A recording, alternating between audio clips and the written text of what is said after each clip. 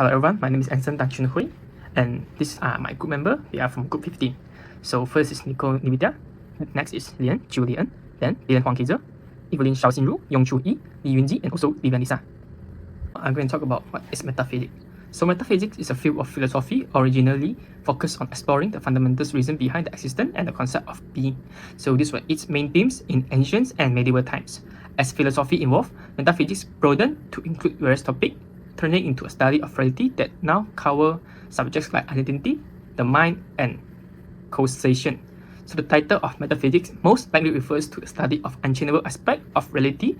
Aristotle defines the central subject of metaphysics, or first philosophy, as being such and first causes. Hi, I'm Dylan, and I will be continuing with metaphysics. So the question, why is there something rather than nothing, can be explored through both metaphysics and science. So one field of science that can help explain this question is quantum mechanics. Quantum mechanics introduces a more scientific point of view compared to traditional beliefs of existence. It suggests that molecules can appear suddenly in a vacuum space, which in a way says that something is appearing from nothing, the something being molecules and the nothing being the vacuum space. Now, this may be a field of science, but it also aligns with metaphysics because they both tackle questions about the nature of reality and existence. Another field that can help answer the question, why is there something rather than nothing, is existentialism. So this is about an individual's existence and how they find meaning in life. It emphasizes the idea that humans start off with nothing in their lives, but as they begin to make some more choices and actions, that is something. And gradually, their lives become something as well. And now I will direct your attention to the next slide. So to start, anti-vaxxers express a general mistrust toward pharmaceutical firms, governments, and also health organizations. They believe these entities prioritize profit over public health, and this perception leads to fear that scientific findings may be skewed to support financial gains rather than genuine safety and efficacy. Moving on, one of the most common arguments from anti-vaxxers is that big pharma prioritize profit over human safety. For example, they argue that COVID-19 vaccines were rushed inadequately tested, raising concerns about long-term side effects. Moving on, another major concern is the perceived lack of transparency and objectivity within medical institutions. Many anti-vaxxers believe that vaccination programs have hidden motives based on past institutional failures, particularly those that harm marginalized communities have fueled this skepticism. This also contributes to a belief that public health initiatives might disproportionately harm less fortunate population. Moving on, is the historical cases of medical mistreatment and inadequate healthcare access further exacerbate vaccine hesitancy. For instance, anti-vaxxers point to unethical practices in the past to question current vaccination programs. Good morning, Ms. Shova. My name is Nicole. I am from Group 15, and I will be continuing about the ideology of postmodernist relativism. For starters, we understand that through Andrade's findings, postmodernist relativism fosters skepticism about the objectivity and neutrality of scientific assessments. It challenges the notion of science delivering unbiased and absolute truths. It reflects postmodern skepticism by questioning the objective verification of COVID-19 vaccine safety by anti-vaxxers, and claims of safety concerns and harmful side effects cannot be objectively verified. There's also the aspect of claims of bias and conflicts of interest, whereby anti-vaxxers on Twitter argue that the scientific community and regulatory bodies are influenced by conflicts of interest and biases, which undermines the ability to provide impartial or accurate safety assessments. There's also reliance on an anecdotal evidence, whereby anti-vaxxers use personal negative experiences and anecdotal evidence. The implication is that the vaccine safety is subjective and open to debate, and this corresponds with the postmodernist notion of constructed truths. Postmodernists believe diverse viewpoints matter, and truth is veiled by personal prejudices and opinions, meaning the rejection of one-size-fits-all solutions in favor of multiple coexisting truths, which is the postmodernist relativism crux. Another aspect is the challenge to scientific authority, refusal to accept that science has the sole authority on wellness strategies, the advocacy for alternative medicine as a personal health choice. It also reflects the postmodernist idea that knowledge is constructed from multiple viewpoints. Opting for alternative remedies demonstrates an ideological commitment to validating a wide range of truths. This also challenges the prevalence and authority of scientific knowledge. Good day everyone, my name is Evelyn. So coming to Wiki page 3 on decolonization, today I will be discussing Europeanization and its effect on Malaysian identity. Europeanization refers to the spread of European values in post-colonial society, which often makes local culture seem inferior. In Malaysia, this is visible in areas like education and cultural values, where European frameworks tend to overshadow local traditions. For example, many Malaysian scholars adopt Western ideals, which can lead to the feeling of inferiority.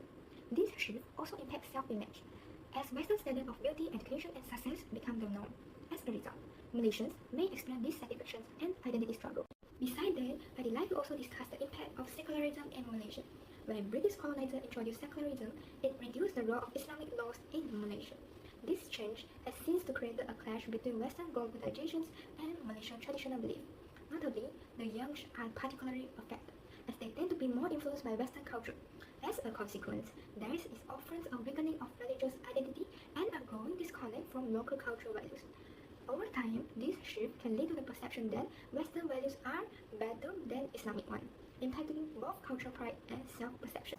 Hi, my name is Leanne and I'll be taking over the presentation. So, anthropocentrism in the simple words means that humans are the most important beings and the world and its resources revolve around humans to serve their needs and interests. So, when anthropocentrism happens, it will lead to environmental degradation because humans only think about themselves and their own needs. For example, like deforestation, urbanization, and overuse of natural resources.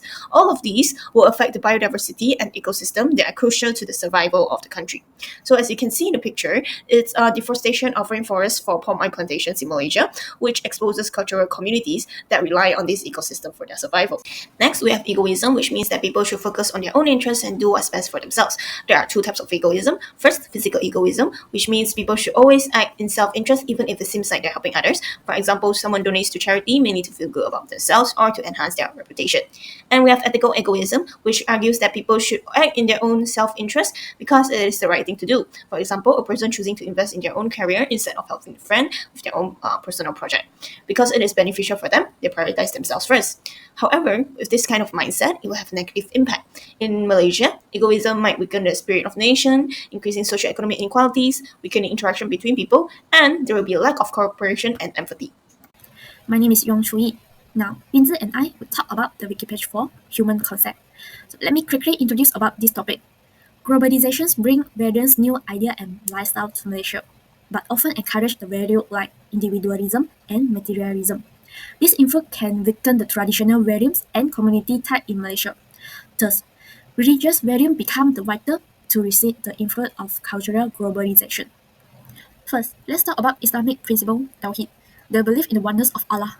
According to Ahmad and Kazwan, this belief shaped how Muslims view their life and purpose, emphasize that everything in the life is connected to Allah, minimize the impact of external cultural influence, and it also helped the Muslim build the resistance to individualism and secularism in Western culture.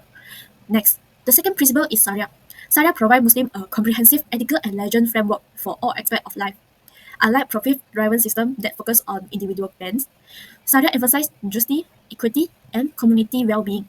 It counters materialism and ethical relativism in Western systems by providing a consistent moral standard that encourages integrity and accountability. This helps Muslims resist cultural pressure and stay grounded in shared timeless value. In Christianity, the first principle is stewardship, which means management of the resource and creations of God. Christians believe that the earth and its resources belong to God, and humans are tasked with managing them responsibly.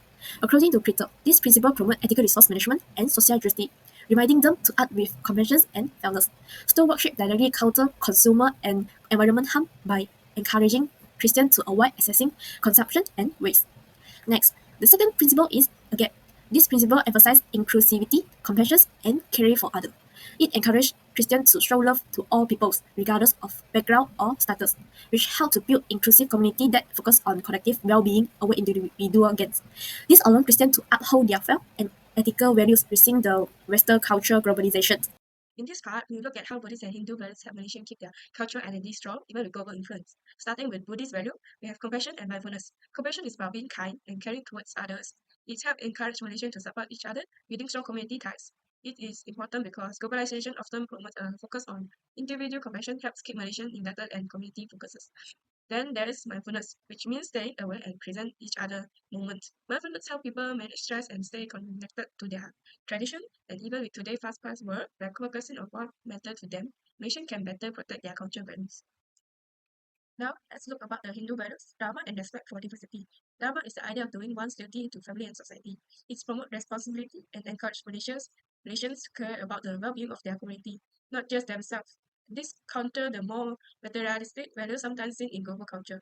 The next value is respect for diversity, which means accepting different beliefs and culture.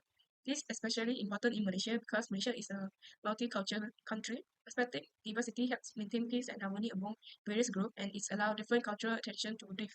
Together, these Buddhist and Hindu principles, compassion, mindfulness, dharma, and respect for diversity, help Malaysians stay grounded in their culture, that often guidance to navigate modern pressure while staying true to their values.